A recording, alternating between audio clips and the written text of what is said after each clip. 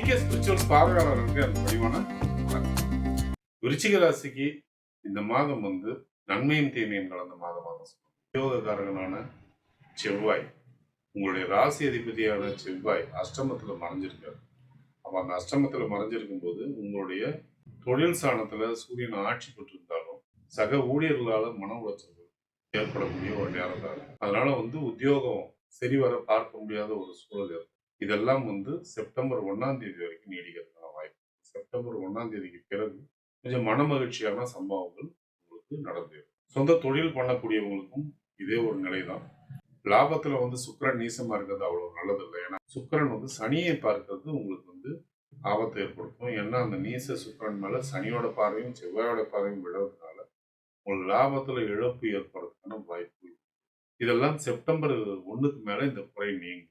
September 1க்கு மேல ஆடை ஆபரண தொழில் ஈடுபட்டிருக்கக்கூடியவங்க, இன்டீரியர் டெக்கரேஷன் ஈடுபட்டிருக்கக்கூடியவங்க, ஹோட்டல் சம்பந்தப்பட்ட தொழில் ஈடுபட்டிருக்கக்கூடியவங்க, இரும்பு இருக்கக்கூடியவங்க, விவசாயம், ஆலயம் தொடர்பான தொழில், மர விற்பனை, மர வேலைப்பாடுகள், இது சம்பந்தப்பட்ட தொழில் ஈடுபட்டிருக்கக்கூடிய போதுலாம் ஆதாயம் அதிகமாகும்.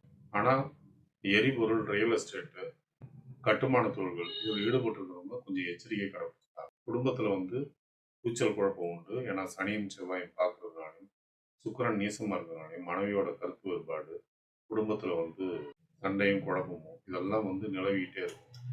இது சுக்கிரன் நீசத்திலிருந்து விலகின பிறகு குடும்பத்துல நிம்மதி காண முடியும்.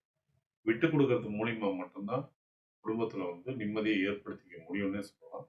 அப்ப அந்த 9ல் இருக்கிற குரு உங்களுடைய ராசிநாதனை பார்க்கறதுனாலையும் உங்க பூர்வ புண்ணிய இடத்தை பார்க்கறதுனாலையும் சனியை பார்க்கறதுனாலையும் நீங்க எந்த ஒரு சுச்சுவேஷன் வந்தாலும் அதை கண்ட்ரோல் எடுத்துக்கிட்டு அதை சரியா வழி நடத்த முடியும்.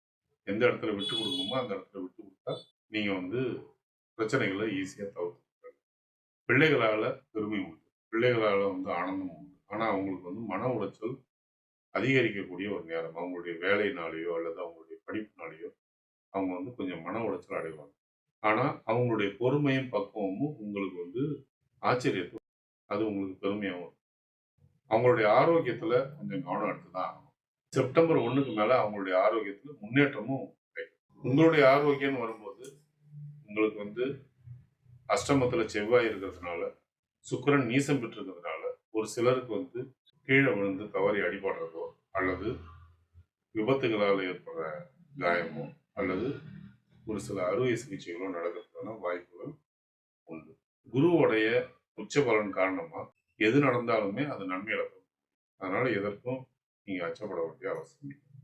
படித்து கொண்டிருக்கக்கூடிய விருச்சிக ராசிக்காரர்களாக இருந்தா அவங்களுக்கு இது யோகமான மாதம் தான் சொல்லணும். 1ஆம் தேதிக்கு மேல அவங்களுடைய மன ஒருமைப்பாடு நல்லாவே இருக்கும். அது வரைக்கும் கவன சிதறல்களோ ஏற்பட்டு கொஞ்சம் தடுமாறலாம். செப்டம்பர் 1ஆம் தேதிக்கு மேல கல்வியில முன்னேற்றம். திருமணத்திற்காக காத்திருக்கக்கூடிய விருச்சிக ராசிக்காரர்களாக இருந்தா செப்டம்பர் 1க்கு மேல அவங்களுக்கு வரணம் ஏறதுக்கான வாய்ப்புகள். அரசு துறையில வேலை செஞ்சிருக்கவங்களுக்கு ஆதாயம் கிடைக்கக்கூடிய வாய்ப்புகள் உண்டு. தங்கம் சேர்க்க ஆசைப்படுறவங்களுக்கு தங்கம் சேர்க்கக்கூடிய வாய்ப்புகள் உண்டு. பிள்ளைகளுக்கு சுபகாரியங்கள் நடத்த திட்டமிட்டு இருக்கிறவங்களுக்கு இந்த மாதம் ஒரு அற்புதமான வரப்பிரசாதமே சொல்லலாம்.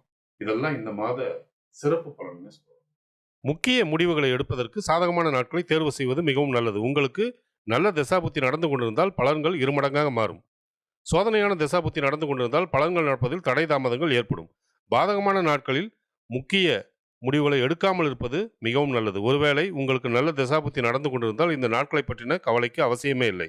சந்திராஷ்டம தினங்களில் தேவையற்ற பயணங்களையும் தேவையற்ற பேச்சுக்களையும் தவிர்ப்பது நலம்.